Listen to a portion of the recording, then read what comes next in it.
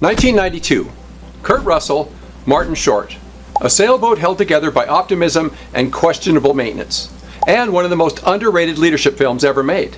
Captain Ron is not a movie most people put in the leadership category. It's a comedy, it's a family adventure. It's an excuse for Kurt Russell to be charming with an eye patch, a parrot, and absolutely no visible work ethic.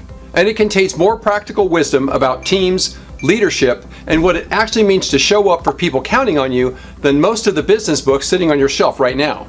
I'm going to prove that to you today, and somewhere in the middle of it, I'm going to say something that might make you uncomfortable about the team you already have, and why you might be the Martin Harvey in this story without knowing it. Let me set the scene for anyone who hasn't seen the movie, and if you haven't, you should go watch it. This video will still be here when you get back. Martin Harvey is a middle manager from Chicago. Safe job, safe life, safe everything. He inherits a sailboat from a great uncle he barely knew and decides this is his chance, his adventure, his leadership moment, his opportunity to finally be the captain of something. He shows up at the dock full of plans, expectations, and a very sensible life jacket. Captain Ron is the man hired to help sail the boat from the Caribbean to Miami. He's missing an eye, replaced with a glass one that he regards with approximately the same level of concern as everything else in his life. He drinks. He has no apparent plan. He has an ex-wife in almost every port. His approach to seamanship is best described as confident improvisation. And he is without question the most capable and clear-eyed person in the entire film.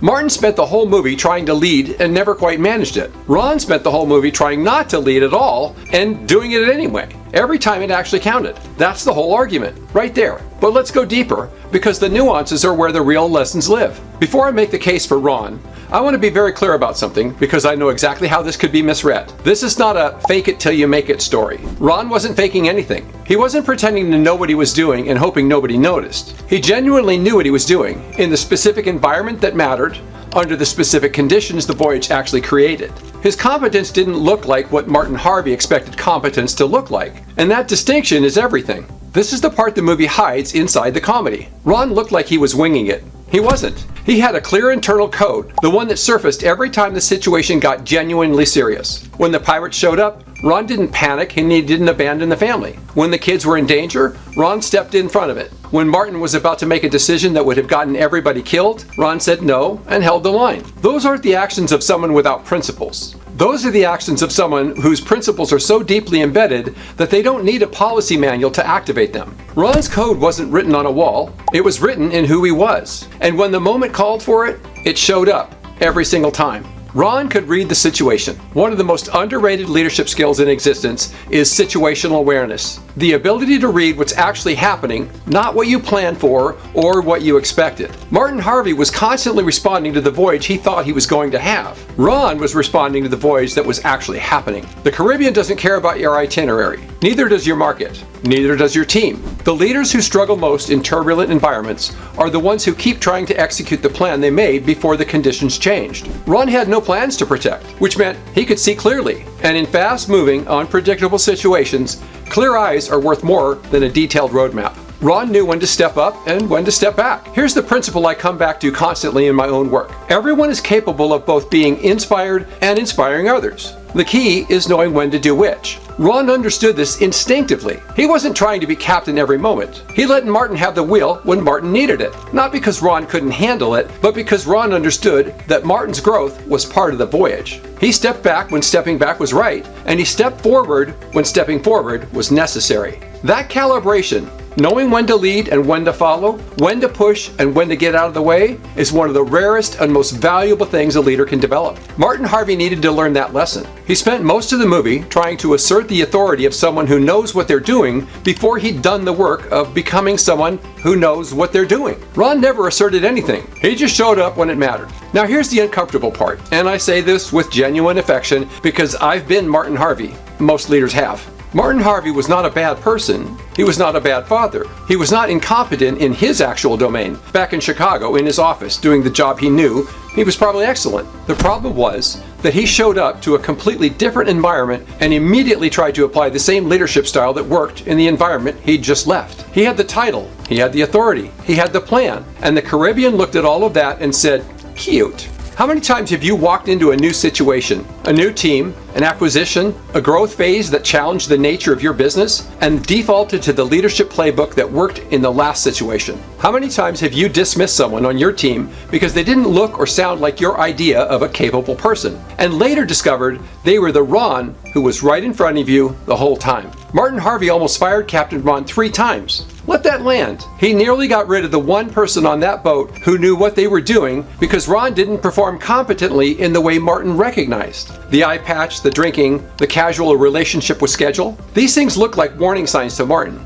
They were actually just Ron being Ron. And Ron being Ron was the thing that kept everything alive. The most expensive leadership mistake you can make is dismissing the Captain Ron on your team because they don't come in the packaging you expected. Competence doesn't always wear a button down and arrive on time. Sometimes it shows up with an eye patch and a philosophy about how things will work out. And it's right. There's a phrase I use that applies directly here. We go onto the field with the team we have. The Harvey family didn't get to interview for crew members. They didn't post a job listing and find the perfect sailing team with the right credentials and the right experience and the right everything. They got on board with each other. A family that argued, a teenager who didn't want to be there, a young boy who adapted faster than any of the adults, and a hired hand with one eye and a complicated past. By the end of the voyage, that crew worked. Not because they were perfect, because they went through something together, learned what each person was actually capable of, and stopped trying to be a different crew than the one they were. The same dynamic plays out in every organization I've ever worked with. Leaders spend enormous energy wishing for a different team, more experienced, more aligned, more like the team they had at their last company or the team they imagine exists somewhere. And while they're wishing for that team, the team they actually have is sitting right in front of them, waiting to be seen for what they're genuinely capable of. The Harvey kids didn't look like sailors, but by the end of the film, they were. Not because someone gave them a sailing manual, because they were trusted with real responsibilities, put in real situations, and discovered capabilities they didn't know they had. That's not an accident of the plot. That's what happens when a leader, even an accidental,